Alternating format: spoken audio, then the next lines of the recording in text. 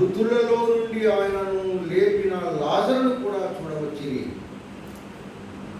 అతనిని బట్టి యూదుల్లో అనేకులు తమ వారిని విడిచి యేసునందు విశ్వాసం ఉంచిరి కనుక ప్రధాన యాజకులు లాజరును కూడా చంపని ఆలోచన చేసేది. చిన్న ప్రార్థన.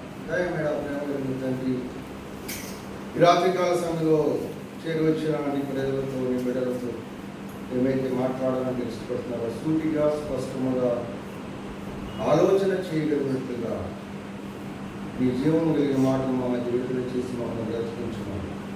యేసు నామమున నడుచున్నాము తండ్రి, ఆమేన్. లాజరు సమాధి యొద్ద యేసుక్రీస్తు ప్రభువు వారు చేసిన ప్రార్థనను మనం చదువుతూ వచ్చాం. యేసు కన్నుల పైకెత్తి, తండ్రి, నీవు నా మనవి వినినందుకు కృతజ్ఞతాస్తుతులు చెల్లించుచున్నాను. నువ్వు ఎల్లప్పుడూ నా మనవి వినుచున్నావని నేను ఎరుగుతున్నాను.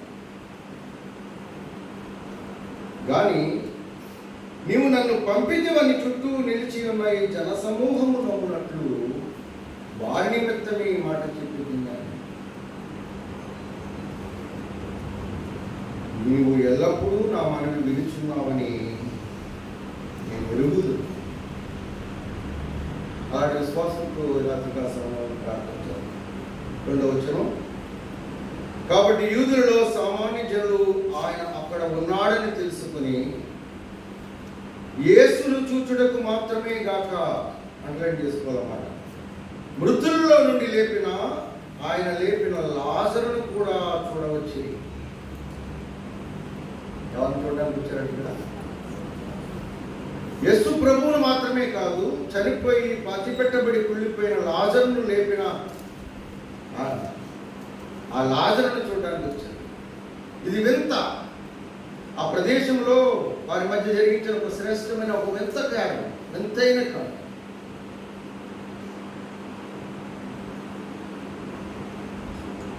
నా జీవితంలో జరిగిన చిన్న సంఘటన మీతో చెప్పడానికి నేను ఇష్టపడుతున్నాను. సుమారుగా 20 సంవత్సరాల క్రితం నేను హైదరాబాద్లో ఒక సేవకునికి నా యొక్క సాక్ష్యము కరపత్రిక ఇచ్చాను. ఆయనతో సంభాషించి తర్వాత నా కరపత్రిక ఇచ్చాను. సరే, నేను సర్వసాధారణంగా అందరికీ ఇవ్వడం నాకు పరిపాటి అలవాటు. కొత్త వారికి ముందుగా చూసుకునేవాడు, కొత్త వారు ఉన్నారు, వాళ్ళకి అందరితో పంచుకోవడానికి సాక్ష్యం వ్యక్తిగతంగా సమయం ఉండదు కనుక కరపత్రికని ఇవ్వడం నాకు అలవాటు. అదే రీతిలో ఒక సేవకుడికి ఆ కరపత్రిక ఇచ్చారు. హైదరాబాద్లో చాలా పెద్ద సంఘం, అది సుమారుగా 1000 మంది విశ్వాసులు ఉన్న సంఘం. నేను వచ్చేసిన తర్వాత ఆయన నాకు ఫోన్ చేశారు. నాకు సాక్ష్యం నేను చదివి నేను ఊరికి ఉండలేక సంఘంలో ఒక వాక్యం తీసుకుని దాన్ని ఆధారంగా చేసుకుని సాక్ష్యం పంచుకున్నాను.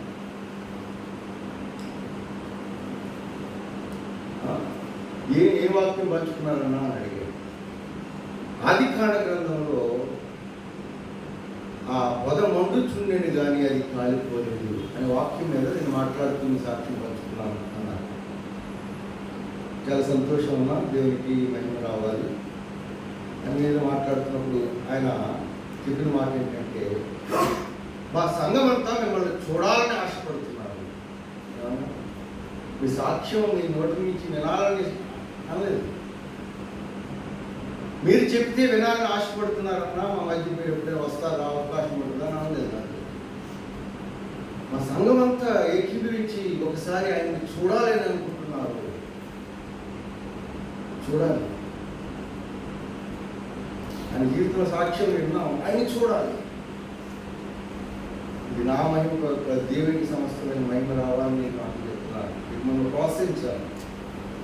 నేను ఎప్పటికీ అలాంటి మహిమను నేను ఆపాదించుకోవడానికి కానీ అది ఎవరికి చెప్పినా ఇష్టపడేది మనసు కాదు. అది మిమ్మల్ని చూడాలనుకుంటున్నారు సంఘం. మీకు ఎప్పుడు వస్తారు.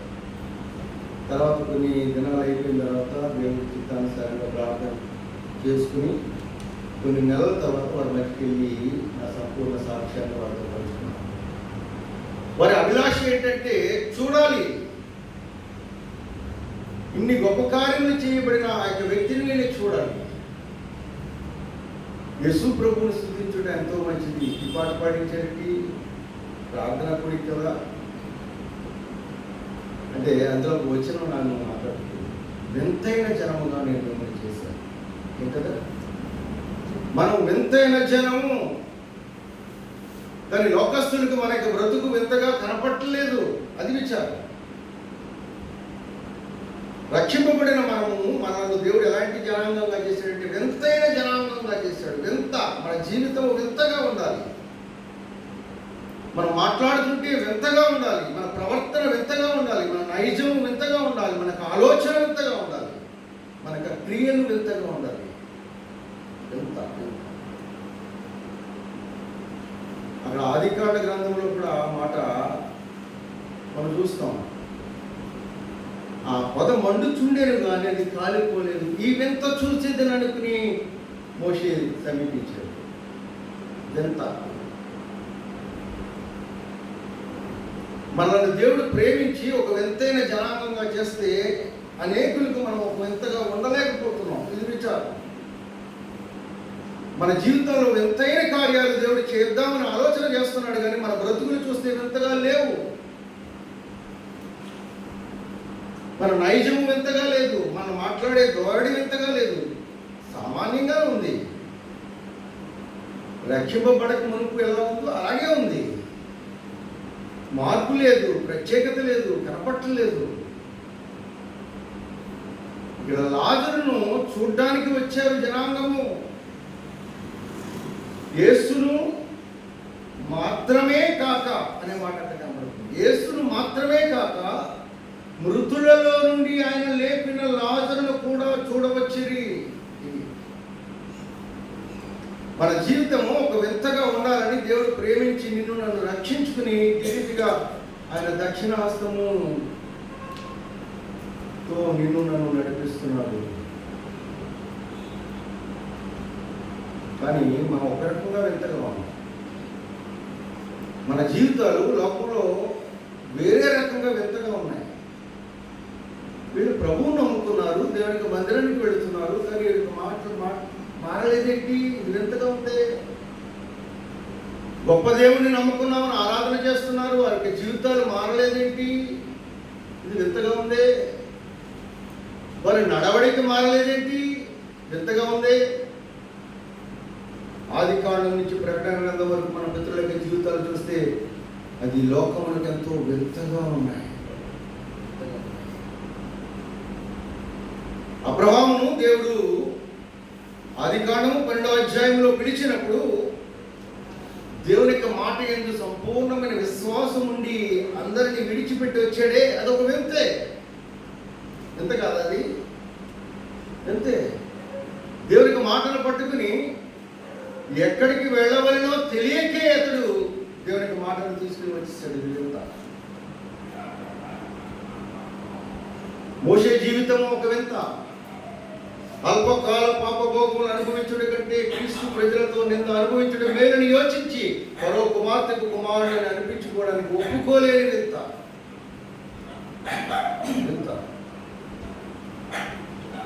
కానీ మన జీవితాలు చూస్తే ఒక విషయంలో కూడా వింతగా మనం కనపడలేదు. మనం చూడడానికి ఎవరు వస్తారు? మన యొక్క జీవితం ఒక వింతగా ఉంటే మన గురించి మాట్లాడుకుంటారు, మన గురించి ఆలోచన చేస్తారు, మన రక్షించిన ప్రభు సన్నిధికి వారు కూడా రావడానికి ఇష్టపడతారు. మన జీవితంలో వింతైన రక్షణను దేవుడు అనుగ్రహించినప్పటికీ, వింతగా మనల్ని ప్రేమించినప్పటికీ మనం మారకుండా, మన నైజం మారకుండా, దాన్ని ఇతరులకు ప్రదర్శింపకుండా ఉంటే మనలో సామాన్యమైన జీవితమే, సామాన్యంగానే ఆయన వెంబడిస్తే ఎంత కానీ కాదు. మనల్ని చూడడానికి ఎవరు రాదు. మనలను రక్షించిన ప్రభువును అంగీకరించడానికి మనల్ని బట్టి ఎవరు ముందుకు రాలేకపోతున్నారు.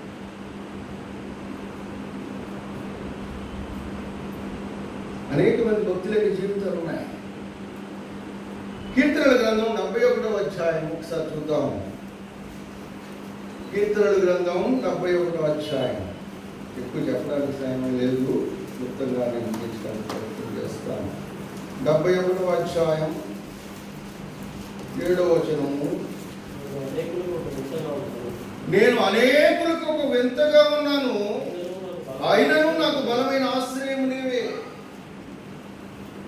కీర్తనాకారుడు రాస్తున్నాడు, నేను అనేకులకు ఒక వింతగా ఉన్నాను, వింతగా ఉన్నాను. దావీదు జీవితం ఒక వింత కాదా? శ్రేష్టమైన బలాఢ్యులైన సుందరులైన రాజుకు ఉండదగిన అర్హతలన్నీ కలిగి ఉన్న అన్నదమ్ములను ప్రక్కన పెట్టి గొర్రెల కాపరిగా ఉన్న దావీదును తీసుకురావడానికి మహా గొప్ప ప్రవక్త అయిన సమూయేలు అక్కడ వేసి ఉండడం ఒక వింత కాదా? చాలా ఆశ్చర్యం ఉంటుంది. అతడు వచ్చే వరకు నేను ఉంటాను అన్నాడు సమూయేలు. ఇది వింత కాదా? శ్రేష్టమైన తన సహోదరులందరినీ ప్రక్కకు ఉంచి తననే తన ప్రజల మీద చక్రవర్తిగా చేయడానికి దేవునికి ఆలోచన వింత కాదా? దావీదు జీవితం అంతా ఒక వింతే. అనేక మంది భక్తుల యొక్క జీవితాలు ఒక వింతగా ఉన్నాయి. రాజు శాసనము చేయబడినని ఎరిగినను దానియేలు యథాప్రకారముగా ముమ్మారు తన ఇంటి కిటికీలను యెరూషలేము తట్టు తెరచి ముమ్మారు ప్రార్థన చేయడం ఒక వింతే.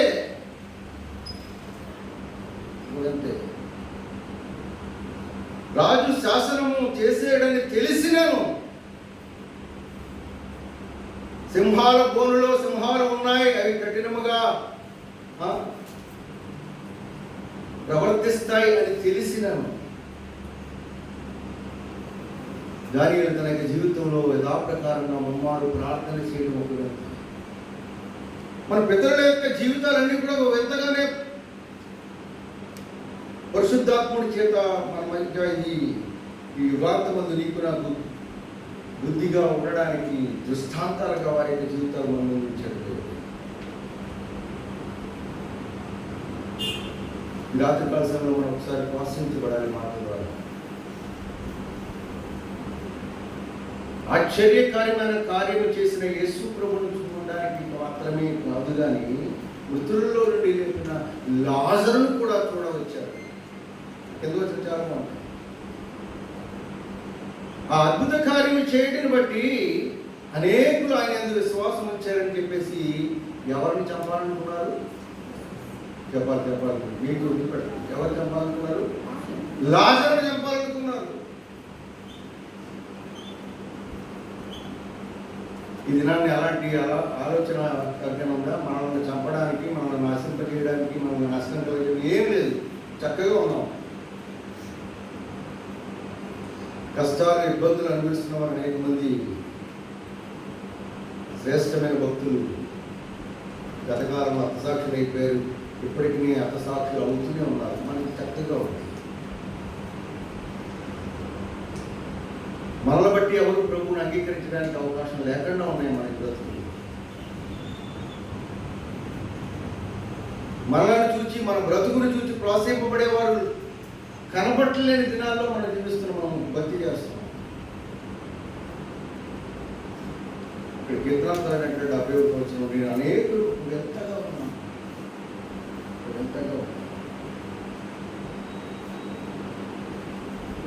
శద్రకు, మేషకు, అబేద్నెగోలు ఒక వింతే.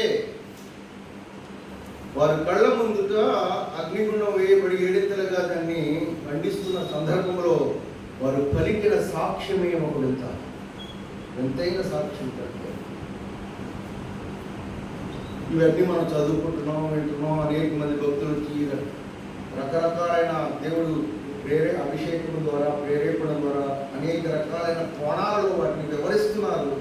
మనం వింటున్నాం, బాగున్నాయి అనుకుంటున్నాం, కానీ మన బ్రతుకులు వింతగా లేవు. మన జీవితాలు ఒక ప్రత్యేకమైన జీవితాలు మనం కనపరచలేకపోతున్నాం. ఒక వచనం చూపిస్తాను. ఎస్తేరు గ్రంథం 3వ అధ్యాయం 8వ వచనంలో, ఎస్తేరు గ్రంథం 3వ అధ్యాయం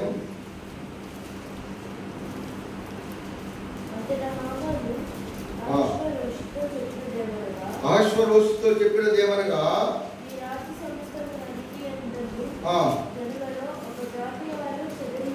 ఒక జాతి వారు చెదిరి ఉన్నారు. విధులు వారి విధులు సకల జనుల విధులకు వేరుగా ఉన్నవి.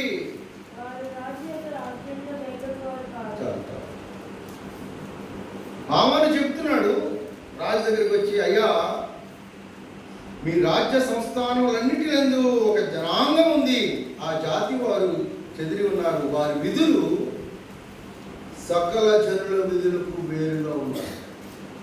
ఎలా ఉన్నారంట? వారు చాలా డిఫరెంట్గా ఉన్నారండి. వారి జీవితాలు చాలా వ్యత్యాసంగా కనబడుతున్నాయి. వారి మాటలు, వారి పద్ధతులు, వారి జీవన విధానమే చాలా ప్రత్యేకంగా ఉందండి చెప్తున్నాడు హామాను వచ్చి రాజు. మనలను గురించి ఇలాంటి సాక్ష్యము చెప్పినప్పుడు దేవుడు వినాలని ఎంతగానో తొలి చూస్తున్నాడు. ఇలాంటి సాక్ష్యము మనలను బట్టి మన గురించి మాట్లాడేవారు ఎక్కడైనా ఉంటారా అని చూస్తున్నాడు. వారి విధులు సకల జనుల విధులకు వేరుగా ఉన్నాయి. వారు చాలా వింతగా ఉన్నారు. వాళ్ళకి జీవితం చాలా వేరుపాటుగా ఉంది. వారు చాలా ప్రత్యేకింపబడిన వారు. వారు నిజముగా దేవుని ఆశ్రయించిన వారు. వారు నిజముగా దేవుని పోలి నడిచిన వారు. ఎవరి గురించి చెప్పుకుంటాం మనం? ఎవరి గురించి చెప్పుకుంటాం?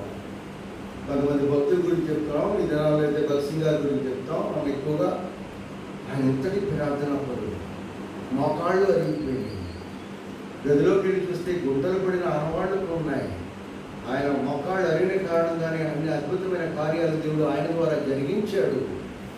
ఇలా చెప్పుకుంటూనే ఉన్నాం. ఇలాగ ఆయన్ని ప్రస్తుతిస్తూనే ఉన్నాం. ఆయన్ని మనం జ్ఞాపకం చేసుకుంటూనే ఉన్నాం. కానీ మన జీవితాల్లో అది అన్వయం కాలేకపోతుంది. నిజంగా అన్వయం అయితే ఆ దినాల్లో చేసిన దేవుడు భక్త్ సింగ్ గారి జీవితంలో ఆయన ప్రార్థన ఆలకించి చేసిన అద్భుతాలు ఈ దినాల్లో ఎందుకు చేయడు? ఆయన నిన్న నేడు ఏకరీతిగా ఉన్నాడు కదా. ఆయన పక్షపాతం లేని దేవుడు కదా. ఆయన మేలు చేసే దేవుడు కదా. ఆయన అందరికి ఉపకారి అయిన దేవుడు కదా. ఈ దినాల్లో అలాంటి కార్యాలు ఎందుకు చేయలేకపోతున్నాడంటే మన జీవితము ఎంతగా లేదు. మన బ్రతుకులు ప్రత్యేకంగా మనం చూపించలేకపోతున్నాం. అందుకని ఆయన ఏం చేయలేకపోతున్నాం. అనేక మంది భక్తులు ఉన్నారు. దావీదుకి గొప్ప శ్రమ వచ్చినప్పుడు ఎక్కడికి వెళ్ళాడైనా? యెహోవా యొద్ద విచారించుటకు మనసు నిలుపుకొని ధైర్యం తెచ్చుకున్నాడు. శ్రమ కలిగినప్పుడు మనం ఎవరి దగ్గరికి వెళ్ళాలి? ఆ సమస్య నుంచి నిన్ను బయటికి తీసుకురాగలిగిన సమర్థుడైన దేవుడి దగ్గరికి రావాలి. అనేక మంది ఆలోచనకర్తలు ఆయనకు ఉన్నప్పటికీ యెహోవా యొద్ద విచారించడానికి మనసు నిలుపుకుని ధైర్యం తెచ్చుకున్నాడు దావీదు. అనేక మంది రాజుల యొక్క జీవితాలు మనం చూసి యెహోషాపాతు శత్రు సైన్యాలు చుట్టుముట్టినప్పుడు తనకు ఆలోచన కలిగిన సకల విధములైన సైన్యాధికారులు, మంత్రులు తన చుట్టూ ఉన్నప్పటికీ ఆలోచన తీసుకోకుండా ఆయన యొద్ద విచారించడానికి యథార్థంగా తన హృదయాన్ని ప్రభుత్వం పంచుకున్నాడు. మన జీవితంలో మనం ఎంతైనా వారంగా ఉంటే ఇన్ని అద్భుతాలు జరుగుతాయో మనకు తెలియదు. ఎందుకంటే మనం ఎంతగా మనం బ్రతకలేకపోతున్నాం. డిఫరెంట్గా మన లైఫ్ స్టైల్ ఉండలేకపోతుంది. కానీ మనం అందరి భక్తుల యొక్క జీవితాలను తరిచి చూస్తాం, చదువుతాం, వింటాం. అనేక మంది భక్తులు అనేక రకాలైన కోణాల్లో భక్తుల యొక్క జీవితాలను ఉటంకిస్తున్నప్పుడు, ప్రోత్సహిస్తున్నప్పుడు మనం ఇన్ని సంతోషించి వెళ్ళిపోతున్నాం తప్ప మన జీవితం ఒక వింతగా ఉంటే ఎంత అద్భుతం.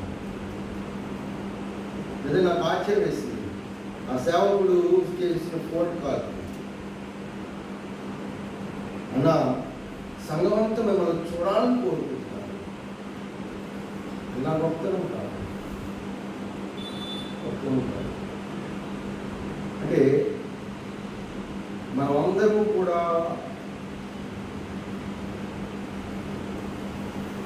ఏదో మాటలు చెప్పు, వాక్యం చెప్పు, సువార్త ప్రకటించు, దర్భతించు ప్రజలు మార్చలేము. పూర్వ దినాల్లో, అమాయకమైన దినాల్లో సువార్త చెప్పిన ఆ సందర్భాల్లో ఆ దైవజనులు నిరాడంబరంగా చేసిన సేవ ఫలించింది. కానీ ఈ దినాల్లో నువ్వు 2 కళ్ళతో చూస్తే నేను అనేకమైన కళ్ళు చూస్తున్నాను. నేను ఎన్ని కళ్ళతో చూడగలను? 2 కళ్ళు దేవుడిచ్చి 2 కళ్ళతోనే చూడగలను. కానీ అనేకులు నిన్ను నన్ను చాలా స్పష్టంగా అనేకమైన కళ్ళు గమనిస్తున్నాయి. ఈ సత్యాన్ని మర్చిపో. అన్ని వేళలా దేవుడే చూస్తున్నాడు, అన్ని వేళలా అపవాదే మనం పరిశీలిస్తుంది, అన్ని వేళలా అనుకోవడం లేదు. ప్రజలందరూ చాలా మంది నిన్ను నన్ను ఆలోచన చేస్తారు. మనం మాట్లాడే మాటలకు, చేసే పనులకు వ్యత్యాసాన్ని గమనించడానికి ఇష్టపడుతుంది లోకం. మనం వారికి వింతగా కనబడితే, మనం ఏదైతే చెబుతున్నామో మనకి జీవితాల్లో అది స్పష్టంగా వాడికి చూడగలిగితే, ఆ లాజరును చూడడానికి వచ్చిన ప్రజలు నిన్ను నన్ను చూడడానికి వస్తారు. నీ గురించి, నా గురించి ఆలోచన చేస్తారు. కొంత సమయం వెచ్చించి నీవు నమ్మిన దేవుని యొక్క ప్రత్యేకత ఏమిటో ఆలోచన చేస్తారు. కనుక ఈ రాత్రికాల సమయంలో అలాంటి వింతైన ప్రేమ చూపించి నిన్ను నన్ను రక్షించిన ప్రభు పాదాలు ఎదుర్కొచ్చాను. ఇది వింతైన ప్రేమ. అసలు మనుషుని జ్ఞాపకం చేసుకోవడానికి మనుషుడు ఏ పాటి వాడు, అంతలో కనపడి అంతలో మాయమైతే ఆవిరిపోయేవాడు. ఇలాంటి మానవుని దేవుడు చూపించిన ప్రేమ ఇది వింతైన ప్రేమ. వింతైన ప్రేమను చూపించి మన కొరకు ప్రాణత్యాగం చేసిన దేవుడు నిత్యత్వంలో నిన్ను నన్ను ఉంచుకోవాలని ఇష్టపడుతున్నాడు. అలాంటి ప్రభు దగ్గరికి వచ్చాను. మన జీవితాల్లో ప్రత్యేకతను అలవర్చుకోవడానికి ఇష్టపడదాం. ఏదైతే దేవునికి అయిష్టమైనవో పెరిగి వాటి నుంచి దూరంగా ఉండడానికి ప్రయత్నం చేద్దాం. ఏది ఇష్టమో ఆయనకి దాన్ని నెరవేర్చడానికి మనం ఎంతైనా మూల్యం చెప్పాం. నార్మల్గా చెప్పాను, దేవుని యొక్క సన్నిధిని ప్రేమించే వారి విషయంలో దేవుడు ఆలక్ష్యం. దేవుని, దేవుని యొక్క సన్నిధిని, దేవుని యొక్క పరిచర్యను, దేవుని యొక్క ప్రజలతో సహవాసాన్ని ఎవరైతే ప్రేమిస్తారో అధికంగా వారి విషయంలో వింతైన కార్యాలు చేయడానికి ఇష్టపడతారు. ఈ రాత్రికాల సమయంలో అలాంటి జీవితం అలవర్చుకోవడానికి మనం ప్రయత్నం చేద్దాము. మనది చిన్న జీవితము, మనం ఇక్కడ వారం కాదు, మనం ఆయనతో ఉండబోతున్నాం. ఆ శుభప్రదమైన నిరీక్షణ మనకు కలిగి కనుక మన జీవితాలు సంపూర్ణంగా అనేకులకు ఒక వింతగా ఆశ్చర్యకరంగా ఉండగలిగినట్లుగా మలచుకుందాం. అటు కృప దేవుడు మనందరికీ అనుగ్రహించుకోవాలి. తలలో ఉంచుతాం. ఈ సమయంలో కొన్ని అంశాలు మన మధ్య చెప్పబడుతున్నాయి. భారంగా ఇదేదో కాలక్షేపం చేయడానికి మనం రాలేదు. గత దినాల్లో ప్రపంచం గురించి మనం ప్రార్థన చేస్తూ వచ్చాం. ప్రపంచ దేశాల గురించి ఎంతగానో భాగంగా ప్రార్థన చేస్తూ వచ్చాం. ఈ సంవత్సరంలో, నూతన సంవత్సరంలో మన దేశం, మన భారతీయులు భయంకరమైన విగ్రహారాధనలు ఉన్నాయి. నరకానికి పరిగెడుతున్న పరిస్థితులు ఉన్నాయి. పరిగెడుతున్న వారికి ఈ శుభ సందేశం ఎలా వెళ్తుంది? మనం ప్రార్థన చేయాలి. అనేక మంది సువార్థికులు వారి ప్రాణాలను సైతం త్యాగం చేస్తూ ఉత్తర భారతదేశంలో భయంకరమైన పరిస్థితుల్లో పరిచయం చేస్తున్నారు. అలాగనే మన ప్రభుత్వాలు కూడా ఈ సువార్తకు ఆటంకకరమైన పరిస్థితులు మన దేశంలో అడ్డంకులు ఏర్పరుస్తున్నారు.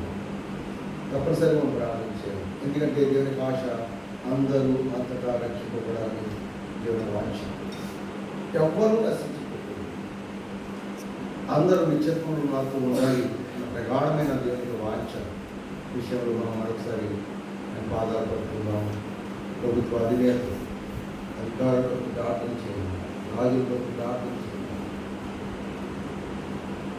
సుఖముగా సౌఖ్యముగా దేవునికి పరిచర్య ఈ దేశంలో మనం చేయాలంటే, ఆటంకంలో లేని పరిచర్య జరిగించాలంటే, అందరికీ సువార్త అందబడాలంటే ప్రభుత్వాలు వ్యతిరేకంగా చేసిన జీవోల విషయంలో దేవుడు ఆలోచించారు.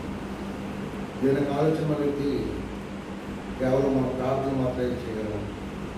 కనుక రీతిగా మన దేశం కొరకు, దేశ రక్షణ కొరకు ప్రజలందరూ రక్షింపబడాలని మనసు కలిగిన వారిని ప్రార్థించారు. ఈ సమయంలో రంజిత్ చూపిన అంశాలు యథార్థంగా, స్పష్టముగా, యథార్థముగా అందరూ ఏకీపించి ఆమె చెప్పాలి.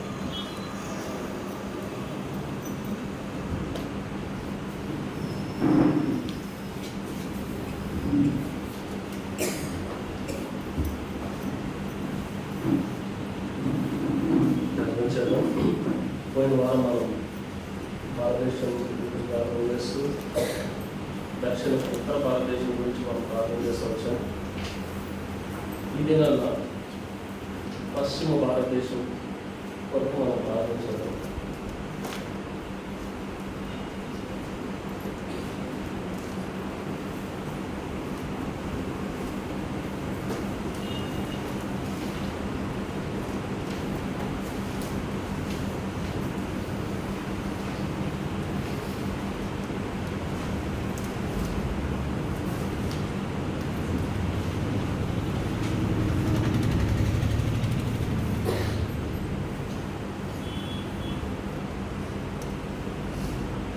పశ్చిమ భారతదేశంలో 4 దేశాలు ఉన్నాయి, 4 రాష్ట్రాలు ఉన్నాయి.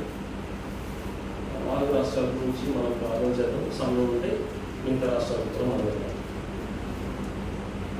మొట్టమొదటిగా పశ్చిమ భారతదేశంలో 4 రాష్ట్రాల పేరు ఏంటంటే గోవా, గుజరాత్, మహారాష్ట్ర, రాజస్థాన్. ఈ 4 రాష్ట్రాల్లో ఒక సహోదరి గోవా రాష్ట్రం గురించి ప్రార్థన చేయండి. గోవా రాష్ట్రంలో 16,60,000 మంది ఉన్నారు.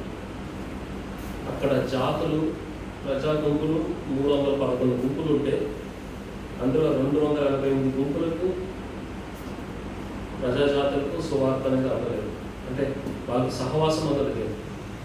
ఒంటరిగా ఒక 100 మంది ఉంటే అందులో ఒక క్రైస్తవులు, లేకపోతే అక్కడక్కడ చెదురుముదురుగా ఉన్న విధానం.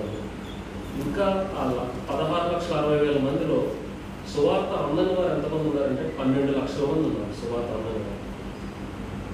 గోవా రాష్ట్రంలో 2 జిల్లాలు ఉన్నాయి. గోవా రాష్ట్రానికి చీఫ్ మినిస్టర్, ముఖ్యమంత్రి గారి పేరు ప్రమోద్ గారు. ఆ రాష్ట్రంలో ఉన్న క్రైస్తవుల సంఖ్య 25%. అంటే 25% మంది క్రైస్తవులు ఉన్నారు. ఇంకా 12 లక్షల మందికి సహవాసం లేని విధానంలో ఉన్నారంటే ఎంతగా సువార్త అభివృద్ధి చెందాలని ఆలోచించేది. ప్రార్థన ఏంటంటే వాళ్ళకి 3 అంశాలు.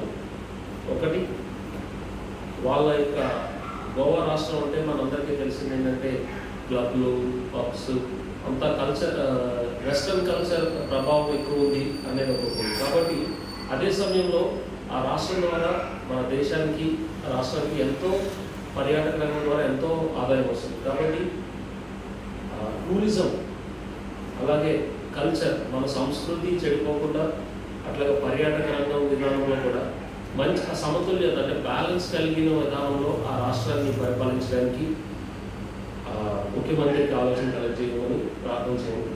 రెండోది, క్రైస్తవ డినామినేషన్లు చాలా ఉన్నాయి అక్కడ.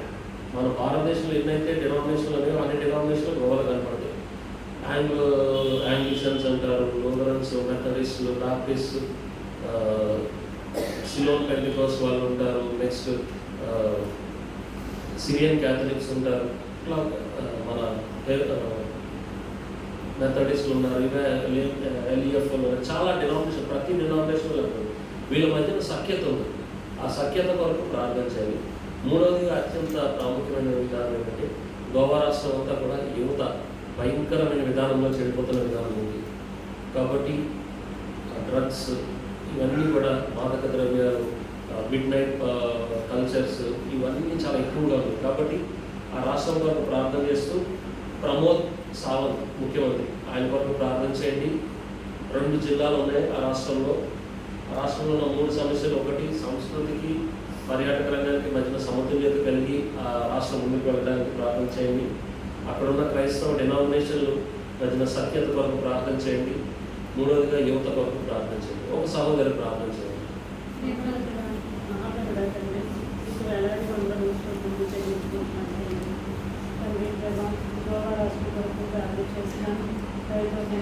ఆలోచించండి, సహాయం చేయండి.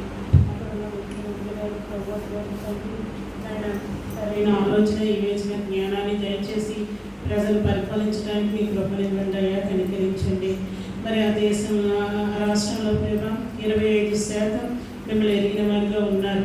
ఇంకా ప్రభా 12 లక్షల మంది ఎరగవలసిన వారు ఉన్నారు ప్రభా. అక్కడ సువార్త ప్రకటింపబడటానికి, అక్కడ సావాసం పెరగడానికి మీ కృపనివ్వండి, దయ చూపించండి. అక్కడ ఉన్న సంఘాలు ప్రభా ఆయన డెమోక్రసీస్ మరి అవి సఖ్యత లేక, ఐక్యత లేక ఉన్నాయి తండ్రి. మరి నేను ఏ డెమోక్రసీ అయినా ఒకరితో ఒకరు ఆనుకొని అందరూ సఖ్యత కలిగి ఉండి సార్వత్రిక ఒకటవుతేనే ప్రభ మిమ్మల్ని మహిమపరచగలరు. కాబట్టి వారంతా మరి ఏక హృదయంతో మిమ్మల్ని సేవించేవారుగా, మిమ్మల్ని ప్రకటించేవారుగా, సువార్త అక్కడ జరిగేలాగా ప్రభ కృపనివ్వండి.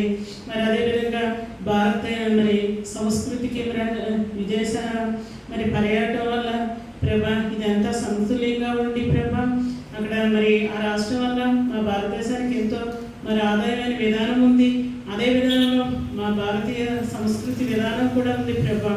కాబట్టి ఈ విషయంలో కూడా సహాయం చేయండి. ఆ రాష్ట్ర కొరకు ప్రభా అక్కడంతో మరి నేను ప్రార్థన చేస్తున్నాను. అక్కడ ఉన్న ప్రజలు రక్షింపబడాలని కోరుకుంటున్నాను తండ్రి. మరి యువత అయితే ఎంతో మరి డ్రగ్స్కి అలవాటు పడే విధానం ఉంది తండ్రి. మరి యువత డ్రగ్స్కి నుంచి విడుదల పొంది ఏ యువత మరి డ్రగ్స్కి బానిస కాకుండా ఉండటానికి నేను కృపనివ్వండి. యువతే మరి ఆ రాష్ట్రానికి మరి ఎన్నుముక కాబట్టి సహాయం చేయమని వేడుకుంటున్నాను. మీరు సహాయం చేస్తారని మిమ్మల్ని నమ్ముతూ, స్తుతిస్తూ, కనపరుస్తూ, కొనియాడుతూ యేసు క్రీస్తు నామములో ఈ ప్రార్థన అడిగి వేడుకుంటున్నాను తండ్రి. ఈ సమయంలో ఒక సహోదరుడు ప్రార్థన చేయండి. మహారాష్ట్ర రాష్ట్రం కొరకు ప్రార్థన చేయండి. మహారాష్ట్రకి ముంబై ముఖ్య పట్టణం.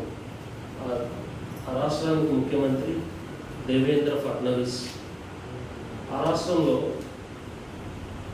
ఇంచుమించు 12 కోట్ల మంది ఉన్నారు. 12,76,00,000 మంది ఉంటే అందులో సువార్త ఒకసారి అంది లేకపోతే అస్సలు అందలేని వారు 12,64,00,000 మంది ఉన్నారు. అంటే వాళ్ళకి సువార్త అందుతుంది, లేకపోతే ఒకసారి ఏదో వెళ్ళి చెప్పిన విధానం తప్ప మాటిమాటికి యేసుక్రీస్తు ప్రభువారి గురించి చెప్పబడిన విధానం లేని పరిస్థితి ఉంది.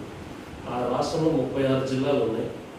ఆ రాష్ట్రంలో ఉన్న ఇబ్బందులు ఏంటంటే, ఒకటి ఈ కమ్యూనల్ స్ట్రైన్స్ అంటే కుల మత ఘర్షణలు భయంకరమైన విధానంలో ఉంటా ఉన్నాయి.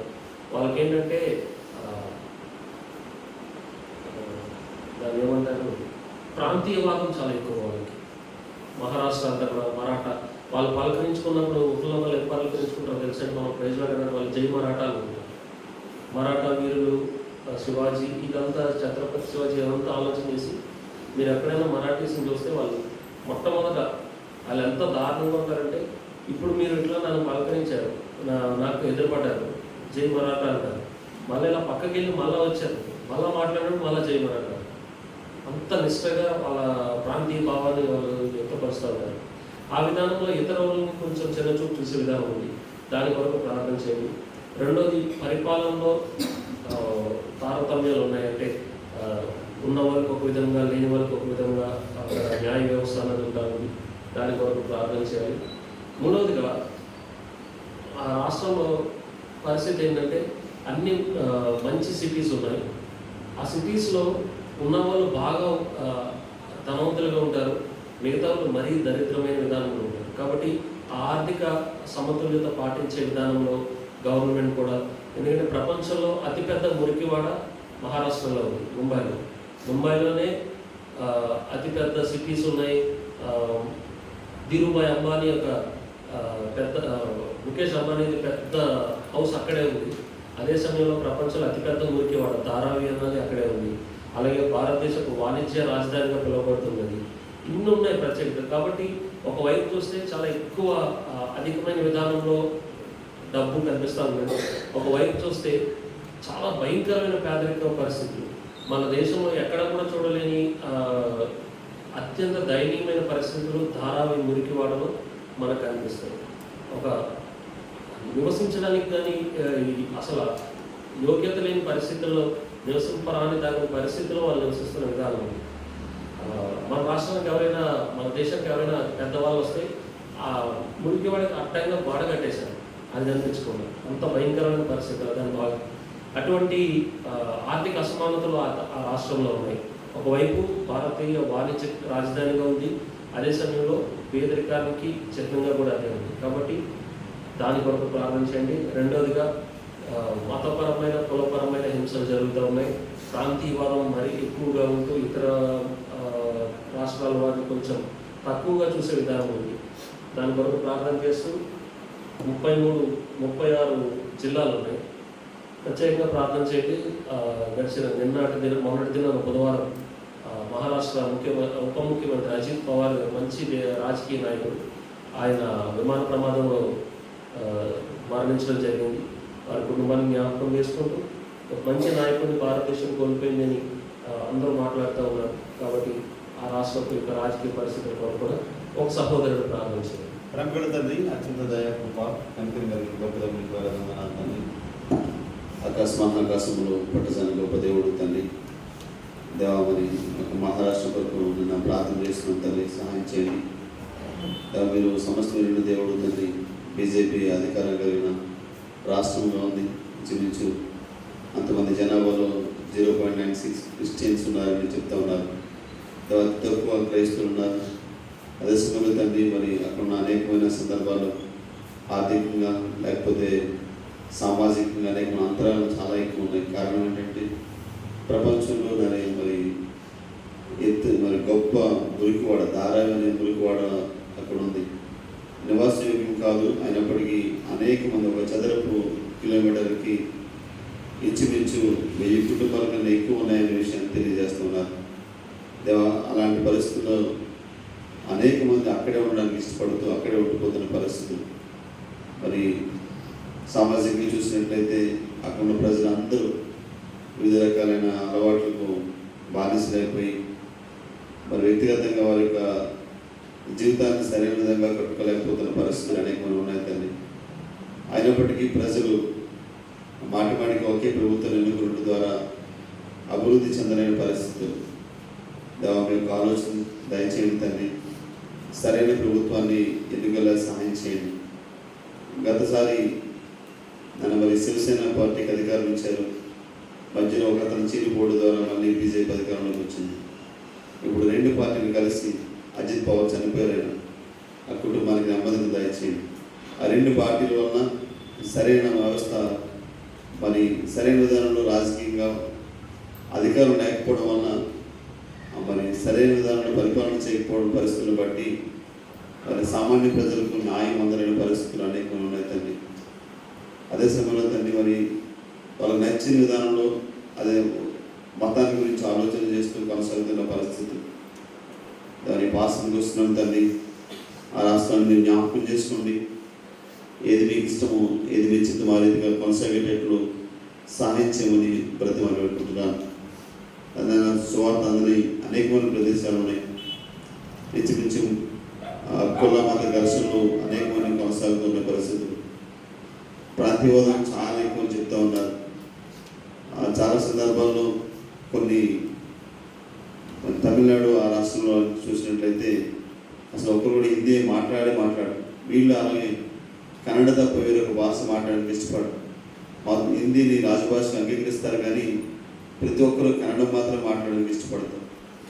కానీ మరి భారతదేశంలో ప్రతి భాషను ప్రతి మతాన్ని గౌరవించిన పరిస్థితులు ఉన్నాయి. అయితే నేటి దినాన్ని అవన్నీ సన్నగిల్లిపోతున్న పరిస్థితులు దాన్ని వారి మాత్రమే గొప్పదని ఆలోచన చేస్తూ బీజేపీ అధికారం కలిగిన ప్రతి రాష్ట్రంలో కూడా క్రైస్తవుల మీద దాడులు, మరి ఆ యొక్క కుల ప్రాంతీయతత్వాలను బట్టి మరి ప్రాంతీయవాదాలను బట్టి అనేకమైన సందర్భాల్లో అభివృద్ధికి దూరం అయిపోతున్న పరిస్థితులు అనేకమైన ఉన్నాయి తండ్రి. నేటికి కూడా మరి ముంబై విమానాశ్రయాన్ని అత్యధిక రద్దీ కలిగిన ప్రదేశం అయినప్పటికీ కూడా దాన్ని ఇంకా అభివృద్ధి చేయలేని పరిస్థితులకు కారణం ఏంటంటే వేరొకరు దాని గురించి ఎవరైనా వేరొకరు వస్తే వాళ్ళకి ఆ విమర్శలకు సంబంధించిన ఒక ఇవ్వాల్సి వస్తుందేమో అని తిరిగి కొటేషన్స్ ఇవ్వకుండా వాళ్ళకే మళ్ళీ తీర్పిస్తూ కొనసాగుతున్న పరిస్థితులు దాన్ని అనేక ఆర్థికంగా ఫైనాన్షియల్గా వెనకడు వేసినప్పుడు కూడా వాళ్ళ సొంత ఆలోచించుకుని కొనసాగుతున్నారు తప్ప మరి ముందుకు వెళ్ళని పరిస్థితులు ఉన్నాయి. కారణం రాజకీయ ఒత్తిడి. దేవాన్ని పాసనకు వస్తున్నాం తల్లి, ఆ రాష్ట్రాన్ని జ్ఞాపకం చేసుకొని ఒకప్పుడు ముంబై అంటే మరి భారతదేశానికి వెన్నుముకలో ఉన్న ప్రదేశం. నేటి దినాన్న మరి అనేకమైన గోండాలు మరి డ్రగ్స్ ఎడిట్ అయిపోతున్న పరిస్థితులు అనేకమైన ఉన్నాయి తండ్రి. అదే ప్రజలందరి పట్ల మీ కనికరం ఉంచి దేవ అధికారులకు సరైన ఆలోచన దయచేయండి తండ్రి. నన్ను అత్యధికమైన పేదవాడు ఎవరుతున్నారు, పేదవాడికి సరైన అందేటట్లు ఆ ధారాలను అనేక మందికి నన్ను ఇప్పటికీ నన్ను కనీసం తినడానికి తిండి లేని పరిస్థితులు అనేక ఉన్నాయి తండ్రి.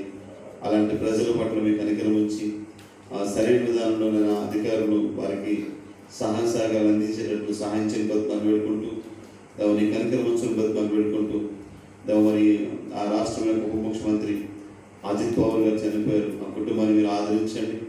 మీ కనికరం ఉంచిన బ్రతమాన్ని వేడుకుంటూ నేను ప్రార్థన సుఖిస్తున్నాము బ్రతమాన్ని వేడుకుంటున్నాను పరమ తండ్రి. సహోదరు ప్రార్థన చేయండి. చెప్పబోయే రాష్ట్రం పేరు రాజస్థాన్. రాజస్థాన్ రాష్ట్రానికి జైపూర్ ముఖ్య పట్టణం. రాష్ట్రంలో ముఖ్యమంత్రి పేరు భజన్లాల్ శర్మ. ఈ రాష్ట్రంలో ఇంచుమించు 7,80,00,000 మంది ఉన్నారు. అందులో 7,79,22,000 మందికి యేసుక్రీస్తు ప్రభువారు అంటే ఎవరో ఒక సంపూర్ణమైన విధానంలో తెలియని విధానం ఉంది. అంటే ఇంచుమించు 100% మందికి 100% అంటే ఓవరాల్గా చూసుకుంటే 100% ఇంకా సువార్త అన్నది విస్తృతంగా చెప్పబడుతున్న విధానం లేదు. ఆ రాష్ట్రంలో క్రైస్తవుల సంఖ్య 0.4%. ఆ రాష్ట్రంలో పెద్ద రాష్ట్రం అది. పెద్ద రాష్ట్రంలో ఒక రాష్ట్రం, 50 జిల్లాలు ఉన్నాయి ఆ రాష్ట్రంలో. ఆ రాష్ట్రంలో ఉన్న ప్రధాన సమస్యలు 3. ఒకటి, మన భారతదేశంలో ఉన్న పెద్ద ఎడారి రాజస్థాన్ రాష్ట్రంలోనే ఉంది. కాబట్టి వాళ్ళకి ఏంటంటే కరువు ప్రాంతంగా ఉంది. నీటి ఎద్దడి చాలా ఎక్కువ ఉంది, నీటి కొరత చాలా ఎక్కువ ఉంది. కాబట్టి తరచూ ఆ కరువు ప్రాంతంగా ఉన్న ఆ విధానంలో వాళ్ళకి కొంత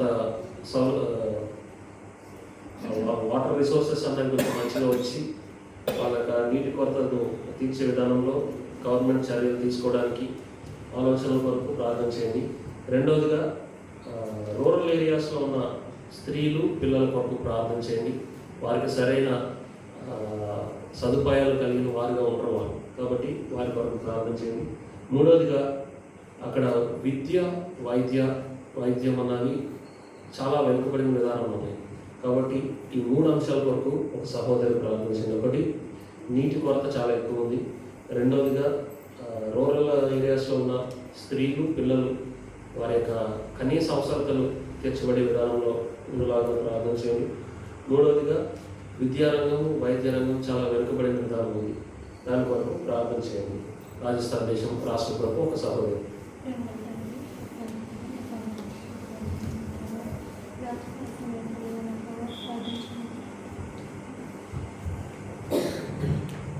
దేశానికి కలిసి స్తోత్రాలు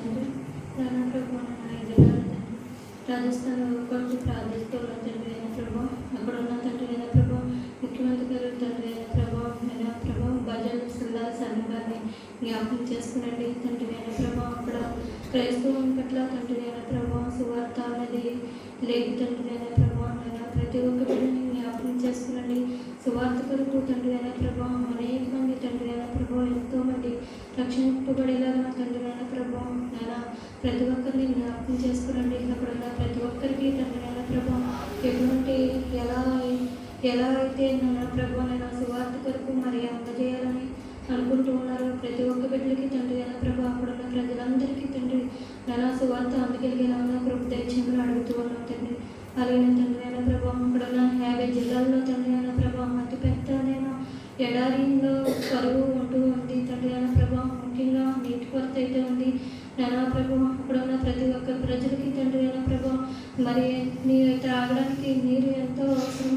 మరి అలాగనే ప్రతి దానికి తండ్రి అయిన ప్రభా అయినా వాటర్ లేకపోతే ప్రతి దానికి తండ్రి అయిన ప్రభా ఇబ్బందిగా ఉంటుంది నానా ప్రభా. అందరికీ జ్ఞాపకం చేసుకురండి. అక్కడ ఉన్న తండ్రి అయిన ప్రభా పనిచేస్తున్న తండ్రి అయిన ప్రభా గవర్నమెంట్ వారిని కూడా జ్ఞాపకం చేసుకురండి. ప్రతి ఒక్కరికి తండ్రి అయిన ప్రభా ఏదైతే కావాలో ప్రతిదీ సమస్తము తండ్రి అయిన ప్రభా వారి ద్వారా ప్రజలందరికీ అందజేసేలాగా కృప దయచేయమని అడుగుతూ ఉన్నాం తండ్రి. అలాగనే తండ్రి అయిన ప్రభా స్త్రీలు పిల్లలకి కూడా కావాల్సిన ప్రతిదీ సదుపాయాలు కూడా అయినా ప్రభా అక్కడ ఎంతో మంది తండ్రి అయిన ప్రభా ఇబ్బంది పడుతూ ఉన్నారు. వాళ్ళకి కావాల్సిన ప్రతిదీ కూడా సమస్తము తండ్రి అయిన ప్రభా అందజేసేలాగా కృప దయచేయమని అడుగుతూ ఉన్నాం తండ్రి అయిన ప్రభా. అలాగే తండ్రి అయిన ప్రభా మరి బిడ్డలకి విద్య ఎంతో అవసరం తండ్రి అయిన ప్రభా. రానున్న దినాల్లో తండ్రి అయిన ప్రభా ప్రతి ఒక్క బిడ్డ తండ్రి అయిన ప్రభా విద్యమైన చదువుకునే చదువుల్లో తండ్రి అయిన ప్రభా పిల్లలు ఎంతో స్థితికి ఎదగాలని అనుకుంటూ ఉంటారు తండ్రి అయిన ప్రభా. ఆ బిడ్డల పట్ల మరి అక్కడ ఉన్న ప్రతిదీ కూడా నాయన ప్రభా మరి గవర్నమెంట్ ద్వారా అక్కడ ఎవరికైతే ఏమేమి కావాలో వాటన్నిటినీ నాయన ప్రభా కృప దయచేయమని అడుగుతూ ఉన్నాం తండ్రి అయిన ప్రభా. అక్కడ చేస్తున్న ప్రతి పరిపాలన తండ్రి అయిన ప్రభా గవర్నమెంట్ వారు సక్రమంగా అన్ని సదుపాయాలు వాళ్ళకి అందజేసేలాగా కృప దయచేయమని అడుగుతున్నాం తండ్రి. అడిగిన ప్రభానైనా మరి వైద్యం కొరకు ప్రార్థిస్తూ ఉన్నాం తండ్రి అయిన ప్రభా. అక్కడ ఉన్న రోగులు అనారోగ్యాలతో ఉన్నవారిని కూడా జ్ఞాపకం చేసుకునండి. మరి వైద్యం అనేది తండ్రి అయిన ప్రభా ప్రజలందరికీ మరి ఎవరు ఎటువంటి అనారోగ్యాలతో ఉన్నారో వారందరికీ కావాల్సి వస్తూ ఉంటుంది. మరి ఎక్కడికి ఎలాగా వెళ్ళాలో మరి ఆ ఎడారిలో మరి ఎక్కడికి వెళ్ళలేని పరిస్థితులు ఉంటాయి తండ్రి అయిన ప్రభా. అక్కడ కావాల్సిన ప్రతిదీ తండ్రి అయిన ప్రభా గవర్నమెంట్ ద్వారా మరి ఎంత దూరమైనా సరే ప్రతిదీ తన ప్రభా సరఫరా చేసేలాగా ప్రతి ఒక్కరికి తండ్రి అయిన ప్రభా మీ కృపతో నడిపించి అక్కడ ఉన్న ప్రతి ఒక్క పరిస్థితిని జ్ఞాపకం చేసుకోమని అడుగుతూ యేసు పరిశుద్ధ నామములో అడిగి వేడుకుంటున్నాను తండ్రి. ఈ యొక్క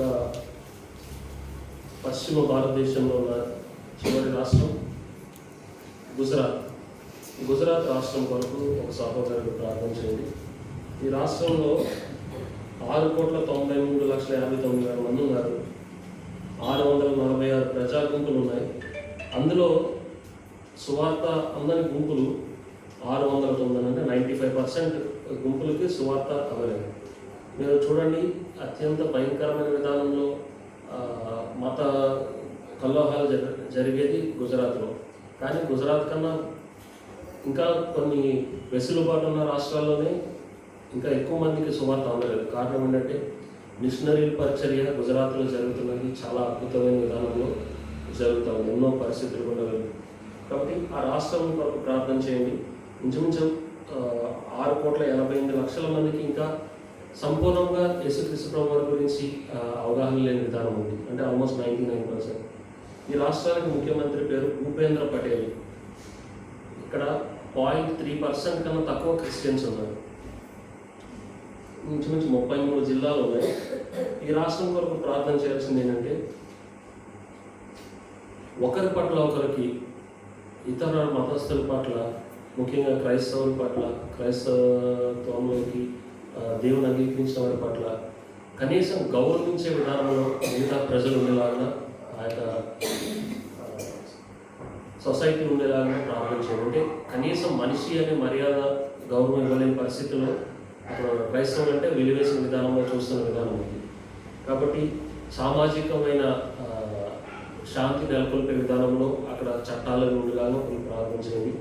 రెండోదిగా ఆదివాసీ తెగలు, గిరిజన తెగలు చాలా ఎక్కువ ఉన్నాయి అక్కడ, వారి వరకు ప్రార్థన చేయాలి.